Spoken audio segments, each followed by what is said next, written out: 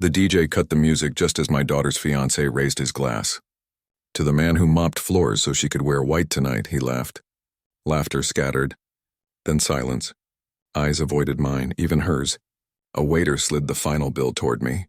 They thought I'd pay, smile, nod, stay quiet. But what they didn't know, I had the original deed in my pocket.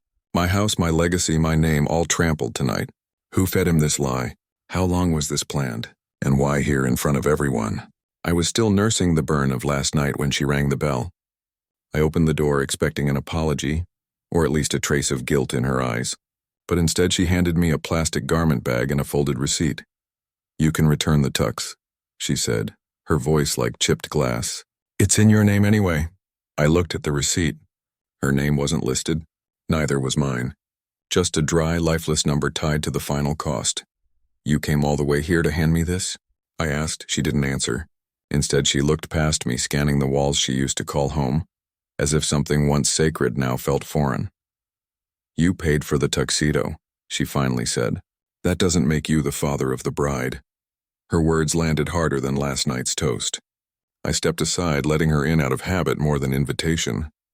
She brushed past me, her perfume, expensive, clinical, cutting through the warmth of my small living room. She glanced at the mantel.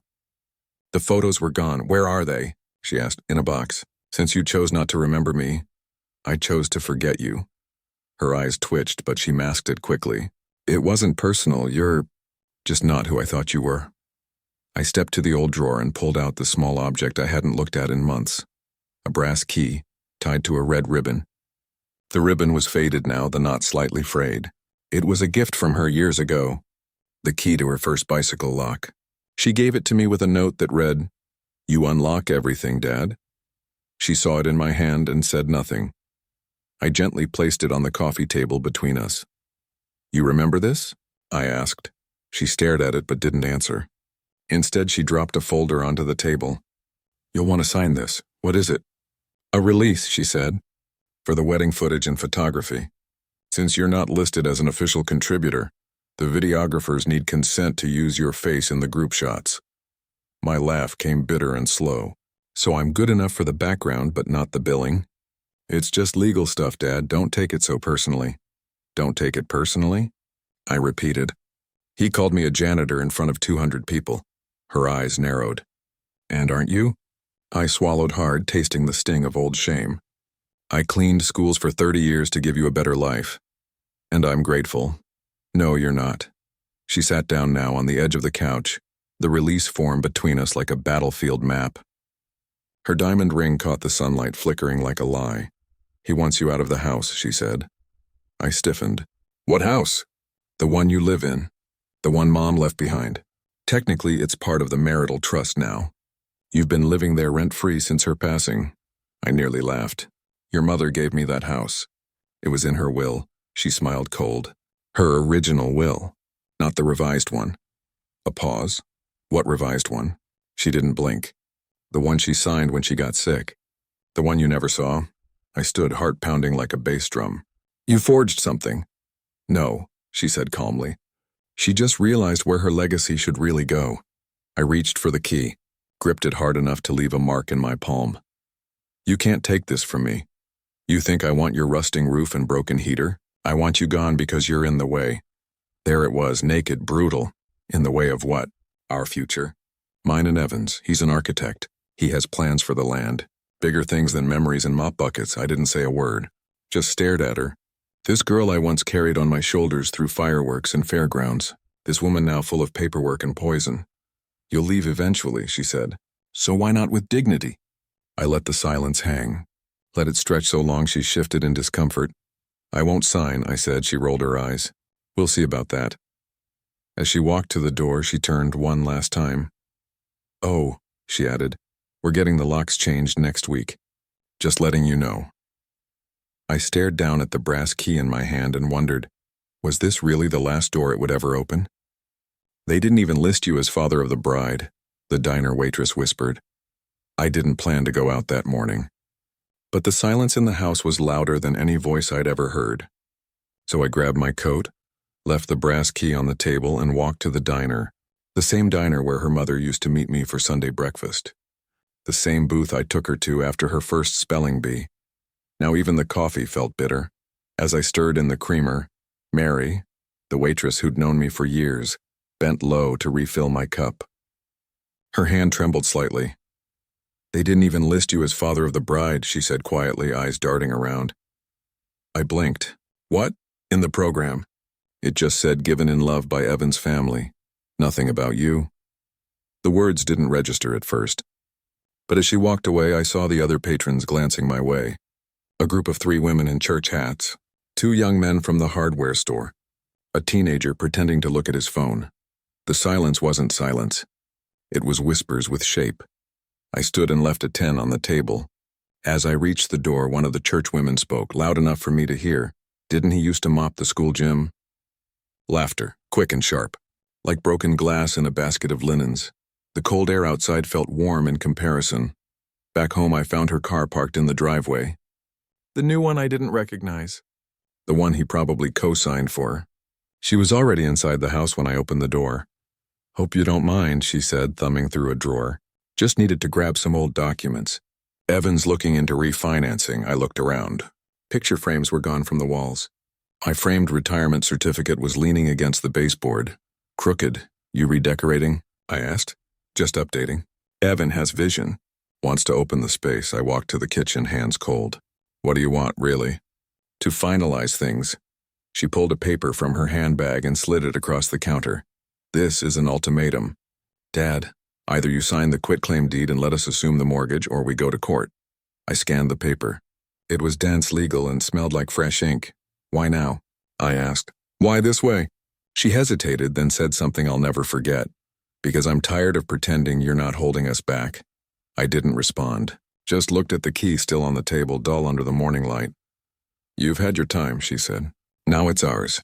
You taught me to fight for what I want. Well, I want this house, and I'm willing to fight." "You mean steal?" "Semantics," she replied. I stepped closer. "This isn't about the house. It's about erasing me. You erased yourself the moment you made me feel ashamed of where I came from." "Is that what he told you? That janitor blood is a stain?" She looked away. Just for a moment, then back at me with new resolve. "I need your answer by Friday." She walked out without saying goodbye, left the door open like I wasn't worth the effort to close it behind her. Later that afternoon, I received a call from Pastor Glenn. "Hey, just checking in," he said. "Heard about the wedding. You all right?" "I'm fine. You know." Someone posted the speech online, the fiancé's joke. "It's spreading fast," I sat down. "Of course it is. There's a lot of talk in the community. Some folks aren't too happy." "About me?" "No," he said. "About her." He paused. "She's not coming to the choir dinner next week." "Said she felt judged?" The silence stretched. "She said you're being difficult." "That you threatened her?" I exhaled. "Did she also say she forged a signature?" He didn't respond. "Glenn," I said, "how long have you known me?" "Long enough." "Then you know I'd never threaten my daughter." "I know, but others might not." We hung up and I stared at the ceiling, feeling the first crack in the mask she'd built around me. I stepped outside, neighbors watching from behind curtains, and thought, what if the eviction had already begun long before the papers? "Sir, we just need to confirm. Did you approve the $12,000 withdrawal last week?" The call came early. One of those robotic, polite voices that always seem too calm for the damage they deliver. "Good morning. Mr. Hayes. This is Carol from Evergreen Credit Union. We're just confirming a recent activity on your shared wedding account. Specifically, a $12,000 withdrawal last Friday. Was that authorized?" I almost laughed. There shouldn't have been anything left to withdraw. A pause. It was marked as vendor reimbursement, but it cleared to a personal checking account. "One not under your name." I asked her to email me the records. The statement hit my inbox before I could pour a second cup of coffee, and there it was. Tucked between hotel charges and floral deposits, a transfer to an account labeled E. Marston Holdings. Her fiancé. I called her. Straight to voicemail. So I went to them. Their condo smelled of new paint and lavender oil. She opened the door, already dressed for work, sleek black dress, makeup sharp. "You could have called first." "I did. You ignored it," she sighed. "If this is about the money, it is." She stepped aside reluctantly. I want to know why $12,000 meant for wedding vendors ended up in his business account. Evan appeared, casually buttoning his cufflinks like a villain from a courtroom drama. Because we're consolidating. You weren't using the funds anymore and we needed it to cover post-wedding logistics. That account was meant for shared expenses. For vendors. For the event, which we paid for, he said. No, I replied. I paid for. He smirked. Right, the janitor card again. I took a breath. You think you're clever, but I've seen men like you. Flash and fraud. He stepped closer. Careful, old man. Or what? He said nothing. She tried to diffuse. Dad, look, it's not that serious. Evan's using it for a down payment on his new studio. It's an investment. In what? Fraud? Her tone changed instantly. Don't talk to him like that. I opened the bank statement on my phone and held it out. This is an investment. This is theft, he laughed. It's marriage. Funds mix. Didn't your generation believe in that? Not when it's stolen. Then she dropped the line that nearly broke me. Maybe Mom left the money for people who actually build things. I froze. My late wife, the woman who once hid cash in pickle jars just to save for a family vacation, who cried when we finally paid off the house, who asked me to keep the family together no matter how hard it gets. She trusted me, I said quietly. And maybe she was wrong. The air shifted. Even Evan seemed caught off guard by her venom. She crossed her arms. Is this why you never climbed higher? 'Cause you couldn't let go of old bruises? You think this is about pride, I said. This is about theft, betrayal. No, she said coldly. This is about evolution, about not being held hostage by the past. The brass key in my pocket felt heavier than it should have. I gripped it through the fabric, fingers tightening until I thought it might bend. This isn't evolution, I said. It's erasure. She stepped back as if my words cut deeper than she expected. I'll be taking this to the lawyer, I said, gesturing to the screen. And to the police if I must. Evan's face changed. Slight twitch. The first crack in his confident mask. You do that, he said. But don't forget, you're already outnumbered. I left before I said something I'd regret. Back at home, I opened the drawer with the wedding invitation, still unopened. I ripped it out, looked at the card, the gilded edges, the printed names. Mr. and Mrs. Evan Marston request the honor of your presence. No mention of me. No given by her father. No daughter of Charles Hayes. Just her new identity. Rewritten in perfect calligraphy. I set the card down beside the bank printout and whispered, how long had they planned to spend my name before erasing it? That's not your signature, my old lawyer said, sliding the file across the table. His office hadn't changed in 20 years. Same mahogany desk, same dusty clock ticking too slow. The same framed photo of him shaking hands with my father when they opened the mill loan. But today, Jeff Klein didn't smile. I pulled everything after your call, he said. Property documents, trust revisions, power of attorney filings. And Charles? He pushed a folder toward me. Something's off. I opened it. On top sat a scanned copy of the quitclaim deed, dated 2 weeks before the wedding. At the bottom was a shaky, uneven scrawl that looked like mine if you'd taught a robot to mimic my penmanship. That's not my signature, I said. He nodded. I know. I flipped to the notarization page. It was stamped by a clerk named Sylvia Martinez. She doesn't work here, Jeff said. Never did. We checked the county. My blood ran cold. So is it's forged? Worse, he said. It's fraudulent, submitted, and already processed. Which means as of right now, your house legally belongs to them. I sat back in the leather chair and it suddenly felt like a trap, like the walls were tightening around me. But that's impossible, I said. There has to be, Jeff raised a hand. We're contesting it. I filed an emergency hold with the court, but I need more leverage, something that proves this wasn't a mistake but a coordinated act. I thought about the bank transfer, the fake vendor payments. Evan's smug smirk in the condo. I can get it, I said. They're sloppy, arrogant, they think I'm weak. Good, Jeff said. Because right now, they're winning. I left the office shaken but focused. Every step toward my truck felt heavier, like the sidewalk was trying to swallow me whole. I didn't go home, I went to the school, not inside, just the parking lot. I sat there staring at the building I cleaned for 30 years. The place where I scrubbed gum from lockers and blood from bathroom tiles after fights. The place I saw her win spelling bees and cry when her science fair volcano didn't erupt. the place I thought would be enough to earn her respect. I took out the brass key and placed it on the dashboard. Sunlight hit it, and for a moment it still gleamed. Then I saw him, Evan, outside a cafe across the street, talking to someone in a suit. They shook hands fast, too fast, then split. I followed. He turned down an alley, ducked into a doorway. I waited 10 minutes, then approached. It was a back entrance to a law office I recognized. Not just any law office, one specializing in elder asset transitions. I made a note. The next day, I brought the banker's forged transaction copy to Jeff. He raised his brows. "You got this, Hal?" Politely, he laughed. "This is good, but we need one more thing, a direct link between Evan and the paperwork submission." And that's when I remembered something. A phone call. 2 weeks before the wedding, my daughter had asked me to verify a delivery from a courier. A signature required. She said it was for the florist who needed to confirm centerpiece dimensions. I signed. Didn't even read it. I'd signed my own eviction. I told Jeff everything. He nodded. Now we're getting somewhere. Jeff pulls a background report on Evan. Turns out, he's under investigation in another state for document falsification and misuse of marital trusts. Jeff handed me the file. "Your daughter's fiancé isn't just slick," he said. "He's dangerous." I took the file, stared at Evan's grainy ID photo. He looked smug even in a mugshot. "Charles," Jeff said, leaning in.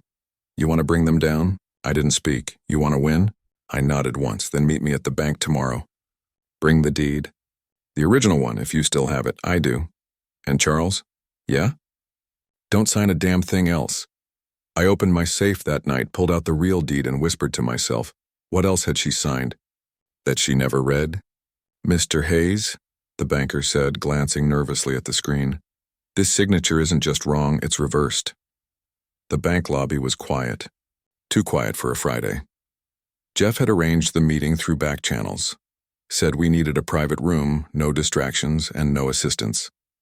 The manager complied, likely because Jeff once saved the bank from a bad real estate lawsuit in '09. We sat across from a young man named Daniel, maybe 30, slick hair, sharp suit. He pulled up the transaction history and gave me the kind of smile that says, "I'm paid to pretend this is normal." But it wasn't. He pulled up the forged deed on the screen. "This was submitted 3 days before the wedding," Daniel said. "Digitally notarized under the name Sylvia Martinez." Jeff leaned in. "That name's a ghost. County clerk confirms no such license." Daniel hesitated. "It gets worse." He clicked again. Pulled up a signature overlay tool. On one side, the signature from the new deed. On the other, mine, from a car loan a decade ago. "See this curve?" he said. "This one loops left. Yours loops right?" I squinted. "What does that mean?" "It means someone flipped your signature. Like they traced it. In reverse." Jeff didn't blink. "Forgery confirmed." Just then the door opened and they walked in. Her and Evan uninvited. I stood slowly. "What are you doing here?" "We heard you were trying to stir trouble," Evan said, straightening his cufflinks. "Figured we'd come clear the air." My daughter looked calm. Cold, like this was just another wedding errand. "This isn't your meeting," Jeff said. Evan ignored him. "I thought we were past the name-calling and accusation phase, Charles. You forged my name. You signed it." "No," I said. "You had me sign something under false pretense." He smirked. "Tomato, tomato." Jeff slid the background report across the table. "Tell me, Evan, did your last father-in-law know about your 2019 fraud charge?" Evan's face didn't change, but hers did. "What is this?" she asked, voice cracking for the first time. "Public record," Jeff said. "You married a man under active investigation. He's not just lying to your father, he's lying to you." Evan stood up. "We're done here," but she didn't follow. She stared at the document, then at me. "You knew about this?" she asked him. "I told you it was dismissed." "It wasn't," I said. She blinked. A single tear escaped before she could stop it. "Why didn't you tell me?" "Because you never asked," I said quietly. "You were too busy proving you didn't need me." Jeff stood. "We're filing a reversal request and emergency stay. The house is in play until the court decides." Daniel, the banker, looked like he wanted to disappear into the floor. "I'll need to report this," he said softly. "Both the signature issue and the unauthorized transfers," Evan's calm shattered. You do that and I'll bury you in countersuits. Jeff stepped in front of me. Say that again, slowly. The tension snapped. Daniel stood. This meeting's over. Mr. Hayes, I'll email the notarization audit logs to your attorney. The bank will cooperate fully. As we left, I felt eyes on me. Customers in the lobby, tellers, even the janitor with a mop in hand. His eyes followed me as I walked past. And then came the real fallout. 2 hours later, I stopped at the grocery store. Just milk and bread. But at the checkout, a woman in her 40s whispered to her friend, "That's him, the one whose daughter tried to evict him." I didn't react. But the cashier, young red hoodie, maybe 20, looked me in the eye and said, "You good, sir?" I nodded. Getting there. Back home, I pulled the brass key from the shelf and polished it for the first time in years. I didn't know why. Maybe because something in me was changing, hardening, preparing. And then my phone buzzed. Unknown number. A voice on the other end, formal and clipped. "Mr. Hayes, this is Detective Nora Delaney from the state, Financial Crimes Unit. We'd like to speak with you regarding Evan Marston." I stared at the polished brass, key in my hand, and whispered, "Was this about revenge now or justice?" She pounded on my door, mascara streaking, holding her dead credit card like a murder weapon. The first cut was silent. No fanfare, no shouting. Just a few clicks from my laptop and a 2-minute phone call to the bank. "Cancel all joint authorizations connected to Evan Marston or Amelia Hayes," I said. The woman on the other end confirmed. No questions asked. Within 10 minutes, the gas bill reverted. The water autopay declined. Her phone plan flagged a billing error. Then I waited. It didn't take long. By nightfall, she was on my porch, fists pounding like thunder. "Open the door." I waited 3 more seconds before turning the knob. She stormed inside, waving a frozen chase card in my face. "What did you do?" I shut the door behind her. "Calm, controlled. I stopped feeding thieves." She stared, breathing hard. Her voice shook, not from fear, but humiliation. "You embarrassed me in the middle of a grocery store." The machine beeped like I was a criminal. "You are. Mom left that account for us." "No, she left it for you. You just invited a snake to spend it." She slapped the counter with the card. "You had no right." I held up a bank statement. "Neither did you. You think this is revenge?" She spat. "You think you're winning?" "No," I said. "This isn't revenge. It's accounting," she scoffed. "You're bitter and petty." "I'm clean," I replied. For the first time in months. She paused, eyes scanning the kitchen, the one she grew up in. The same walls, same coffee stain on the floor by the fridge from when she dropped the lemonade pitcher at 11. Her voice softened. "Evan's under pressure. His last project fell through. He needed startup capital. So you offered me like a lamb?" "No," she said. I thought you wouldn't notice. That's the most insulting part." The silence between us was sharp enough to cut. I walked past her, opened the back door, and pointed to the tree where we buried her first pet turtle, where she'd once made me promise I'd never move without her. "I buried something else there last week," I said. She looked confused. "The key," I said. "The one you gave me, the one that used to mean something." Tears welled in her eyes.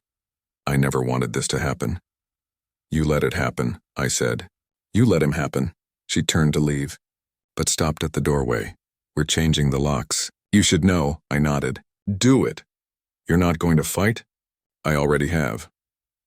The next morning, a letter arrived. Certified mail, a pre-eviction notice. Technically meaningless, symbolic.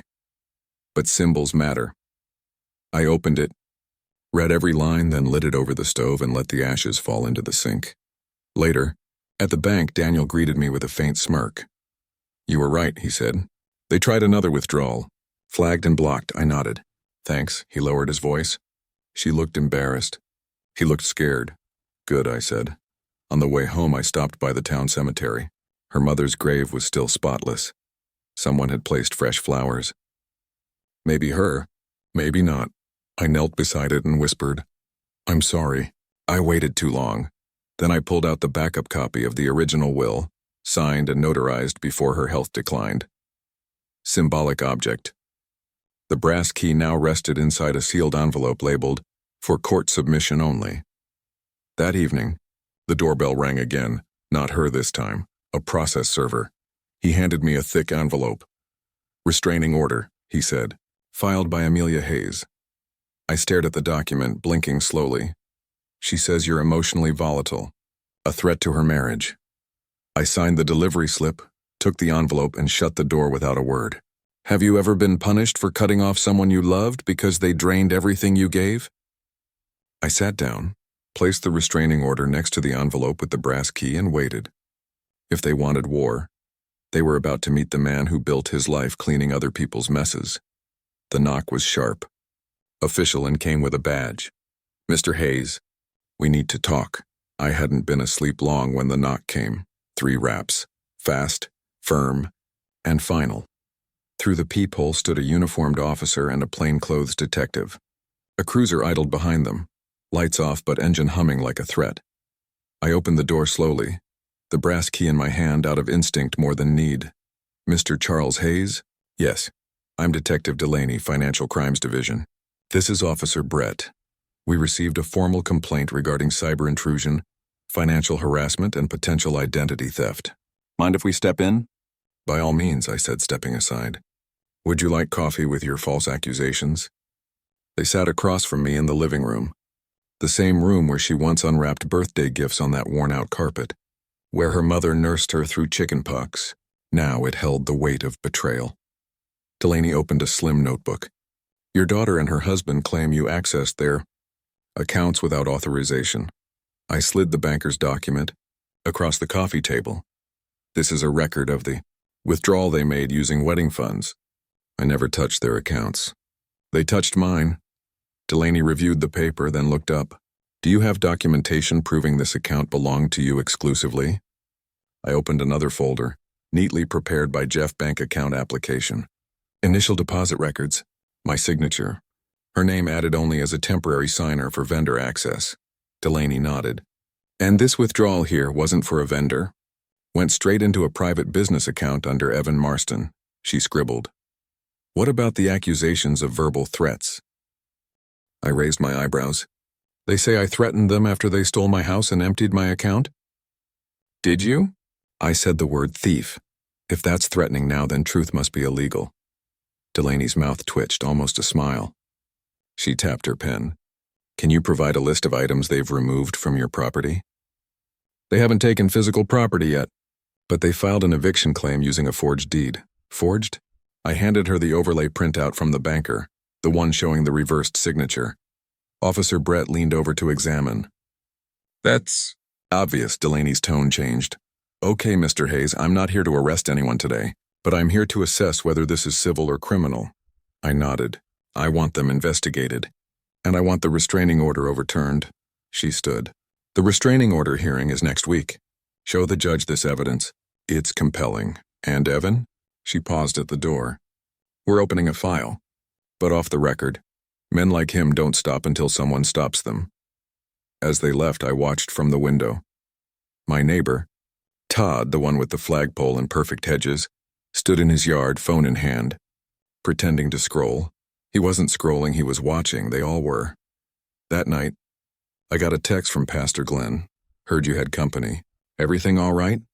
I didn't reply. Instead, I grabbed the brass key, still warm from my palm, and stepped into the backyard. The tree was quiet, windless, the dirt undisturbed. But I dug anyway. When I reached the small box, I pulled it out. Inside, the original wedding invitation, the broken turtle figurine from her 5th birthday, and a flash drive. I hadn't looked at the drive in years. Back inside, I plugged it into my laptop. Photos, videos, audio recordings, one in particular, a voice memo her mother recorded 6 weeks before passing. She was weak, breath shallow, but her voice clear. If they ever try to take the house from your father, don't let them. He earned every brick. I signed nothing without telling him.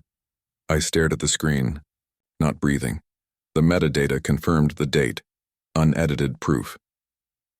I sent the file to Jeff with a single subject line. War chest unlocked. The reply came 5 minutes later. This changes everything. Let's burn it all down.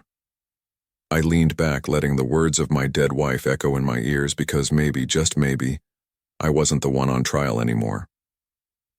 The waitress didn't hand me the check. She slipped me a note. "They're talking about you." I hadn't been to Mel's diner in months, not since her wedding rehearsal brunch. Back then, the staff pulled 2 tables together and called me Dad of the Day. Now the room went quiet when I walked in. No greetings. No nods, just lowered heads and sideways glances. I sat at the counter, ordered black coffee, and watched the eggs fry on the flat top.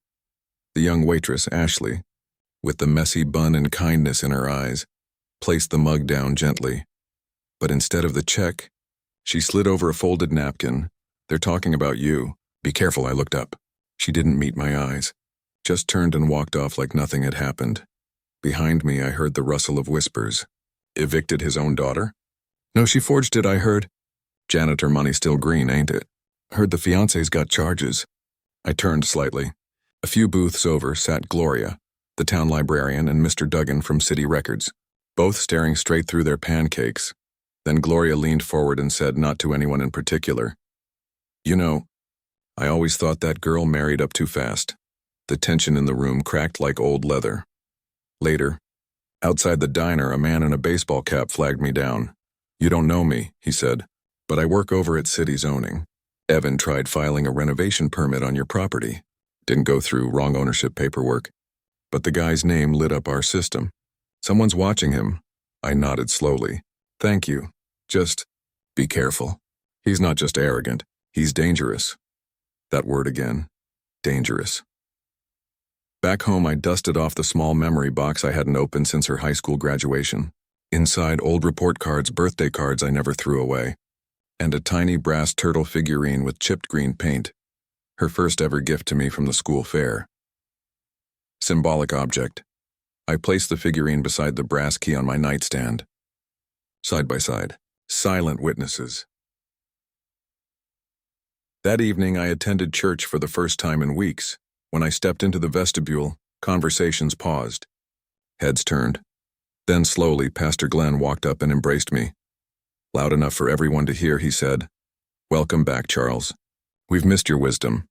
And just like that, the room softened. A woman I barely knew clutched my arm.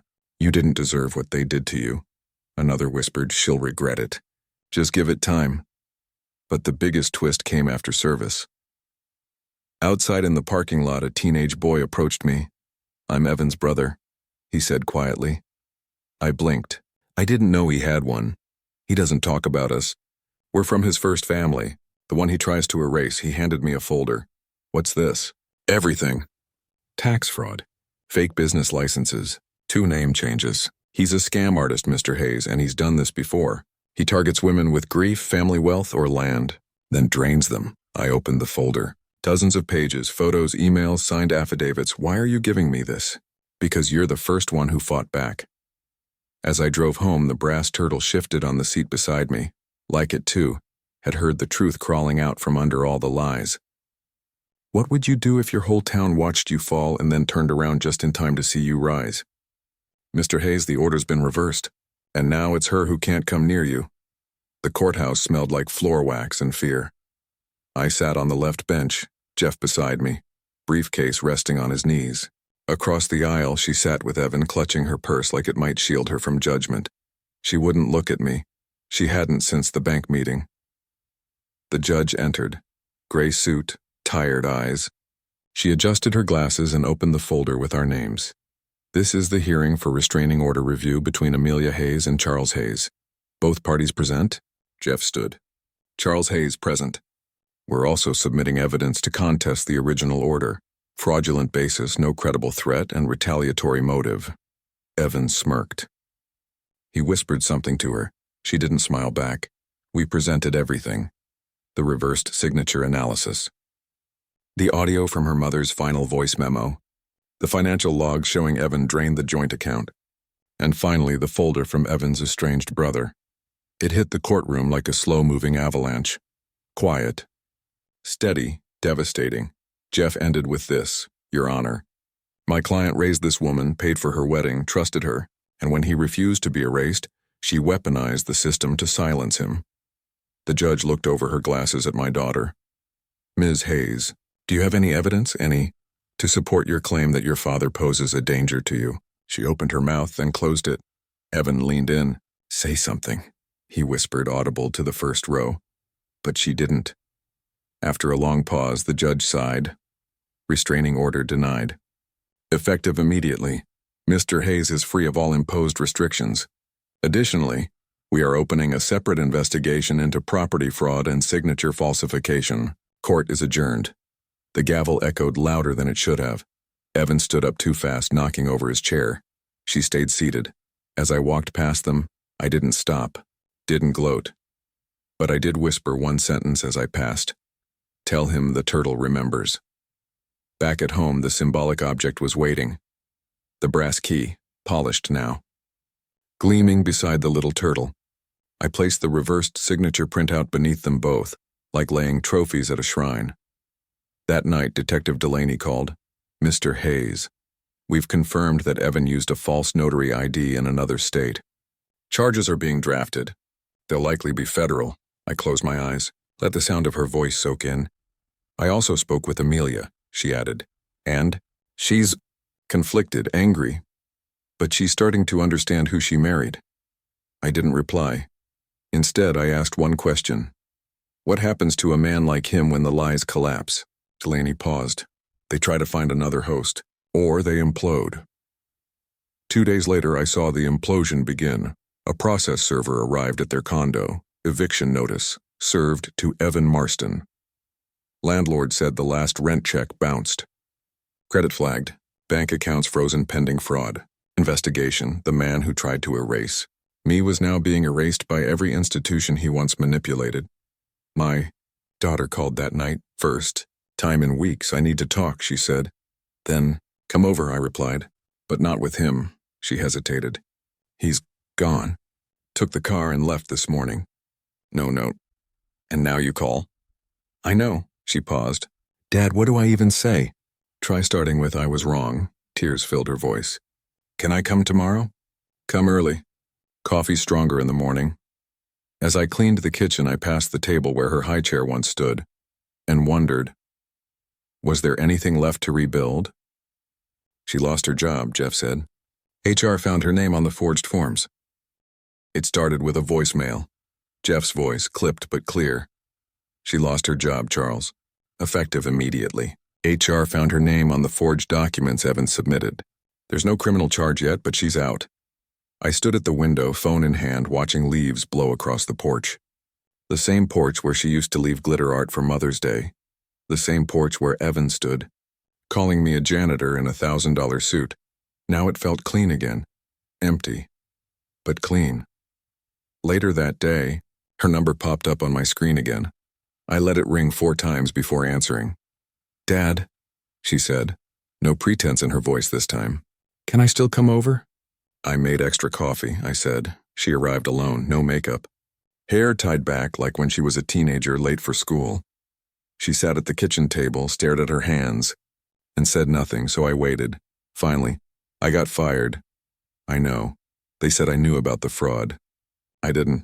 You signed forms with fake information. I didn't read them. That's the problem. She looked up, eyes red. I didn't know how bad it was. Then you didn't want to. She didn't argue, just nodded. I should have listened to you, she said. You were right. I didn't need to be right, I replied. I needed to be respected. Silence again. She glanced at the brass key on the table. You kept it. I almost buried it twice, and why didn't you? Because part of me still remembered who gave it to me. She reached into her bag and placed something next to the key. The wedding photo. The only one with me in it, tucked in the corner out of focus, carrying a tray of drinks. I kept this, she said. I just didn't want anyone to see it. That's not the same as keeping me. Her voice broke. I was scared. He made it seem like you were holding me back. Like your dignity was a burden, and you believed him. I needed to believe something, she said.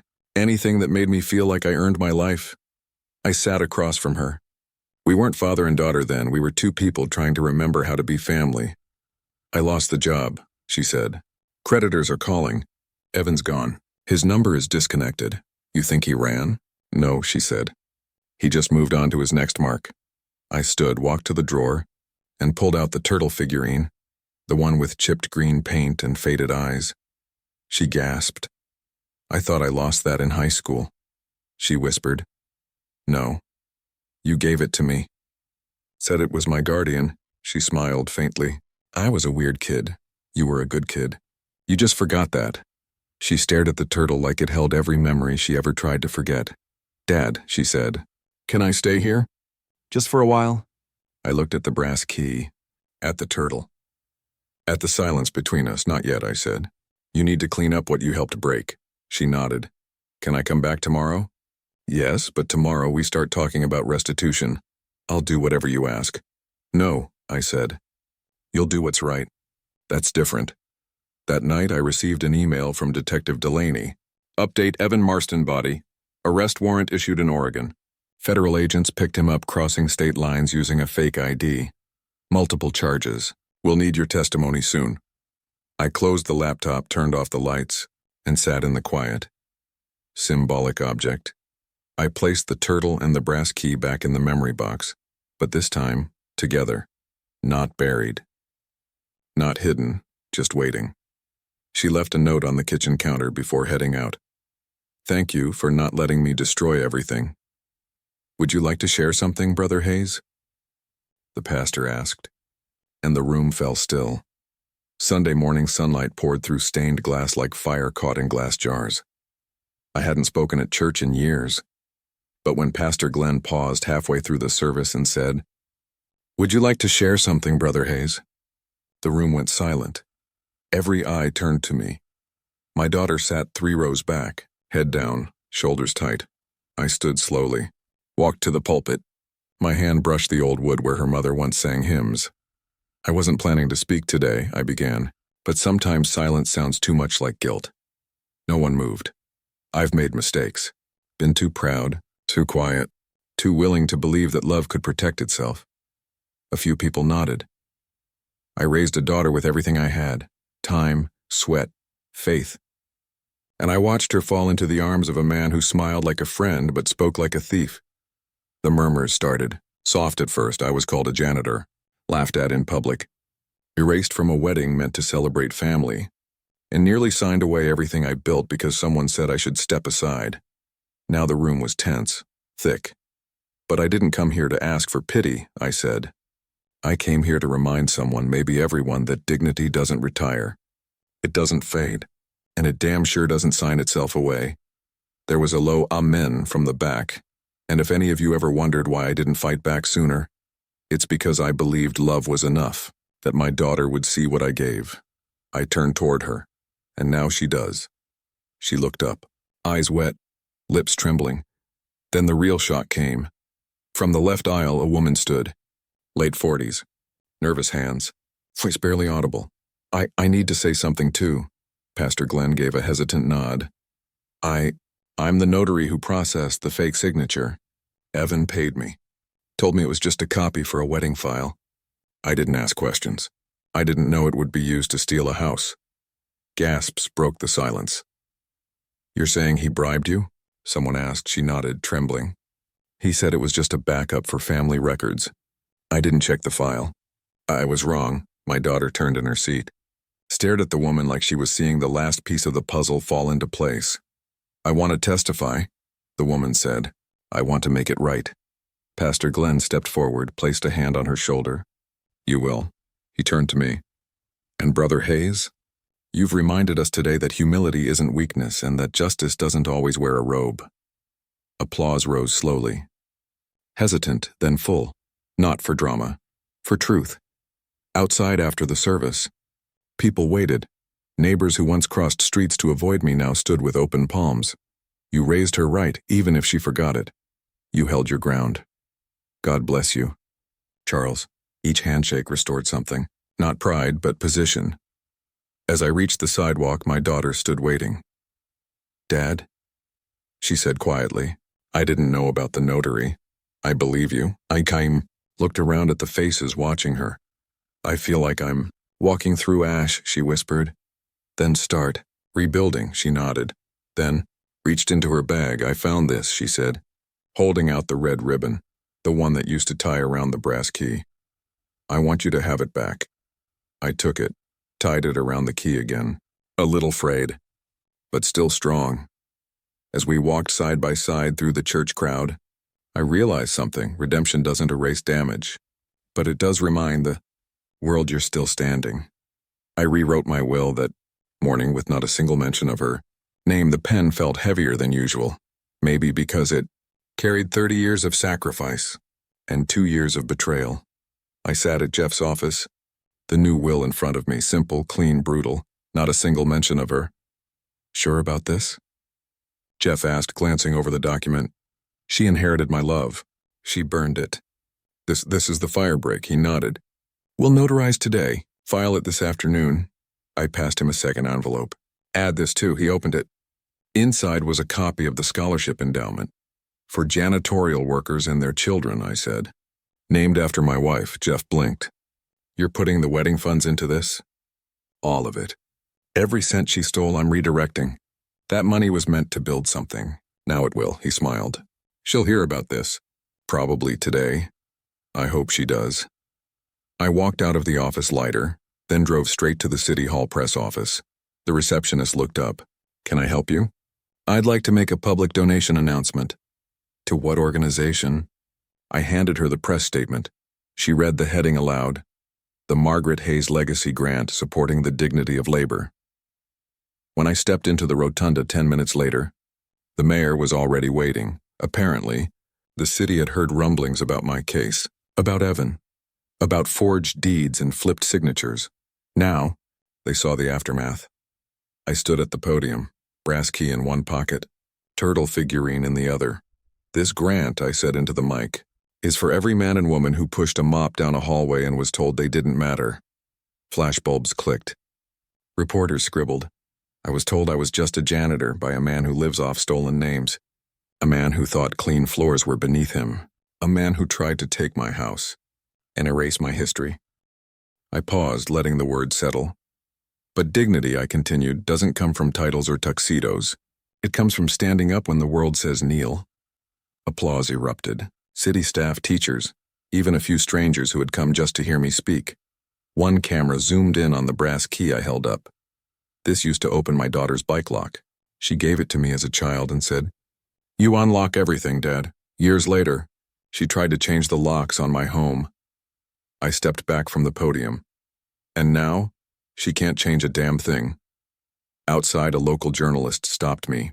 "Mr. Hayes, will your daughter be receiving anything?" "She received her inheritance already," I said. "It was called compassion. And Evan Marston? In custody, where the fraud belongs."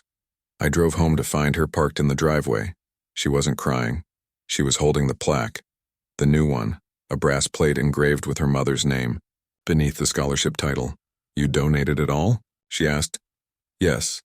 To janitors. To dignity." She looked down. I saw the announcement. "People are calling me."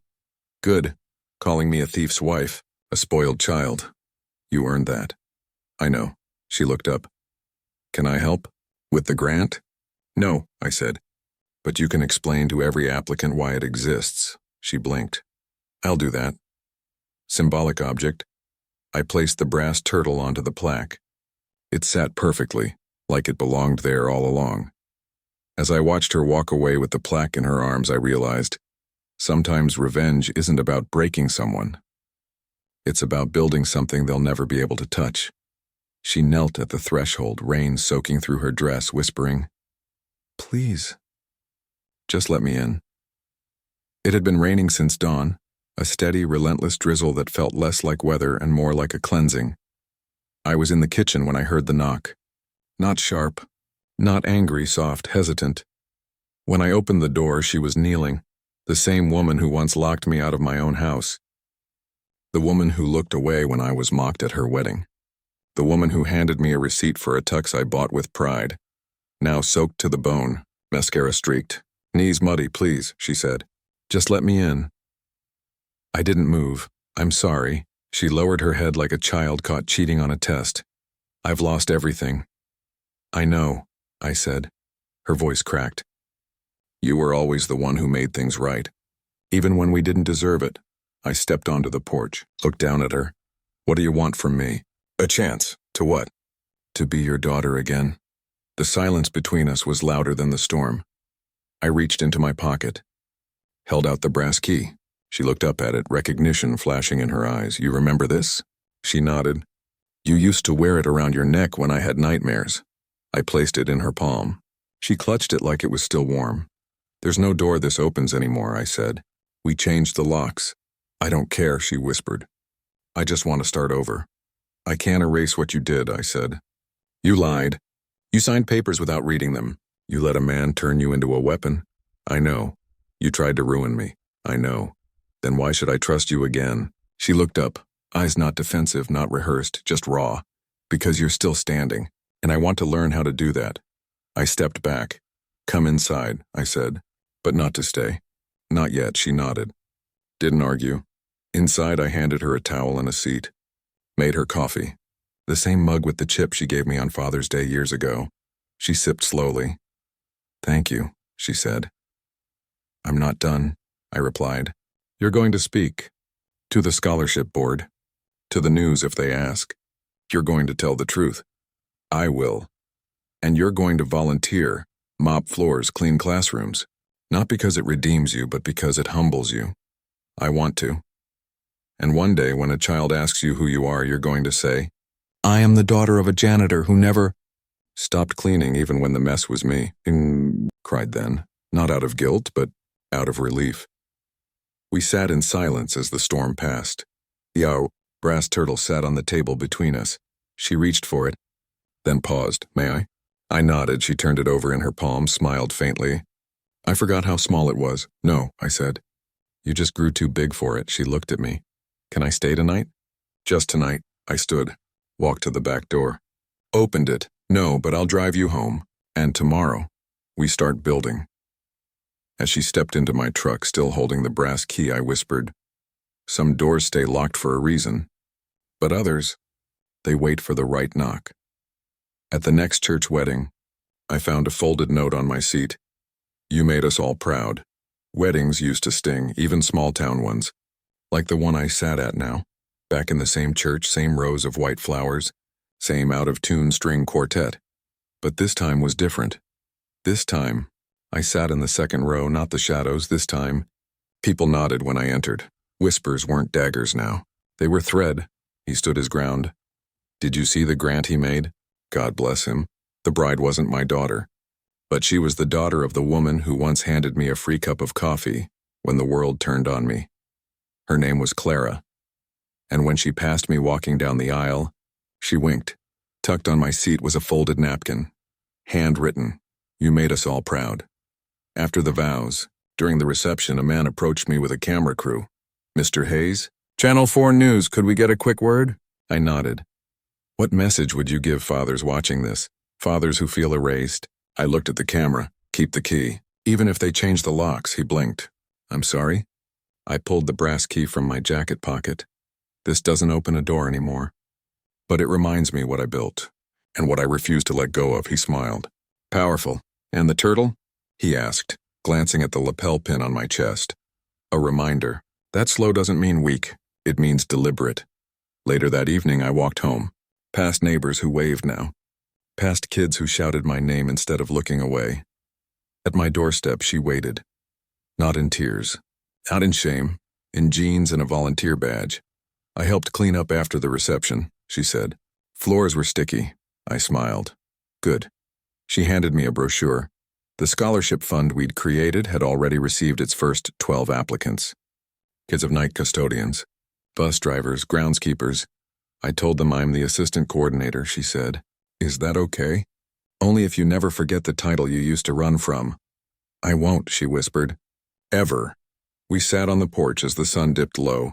Symbolic closure. She tied the red ribbon, the one from the key, around the turtle's neck and set it gently between us. I know this doesn't fix everything, she said. No, I replied. But it tells me you're still trying, she nodded. I'll keep trying. Inside, I walked past the old mantel. Hung above it now, the brass plaque from the scholarship launch. Below it, a new frame, her childhood drawing of us, red crayon arms locked, standing in front of a house. It used to say my home. She'd crossed it out and written, our roots. As I locked my front door without the key, I knew something for the first time in years. This house wasn't just protected by locks. It was protected by legacy. Has your child ever tried to erase your name? If they came crawling back, would you open the door? Or let them knock until they remembered who built it?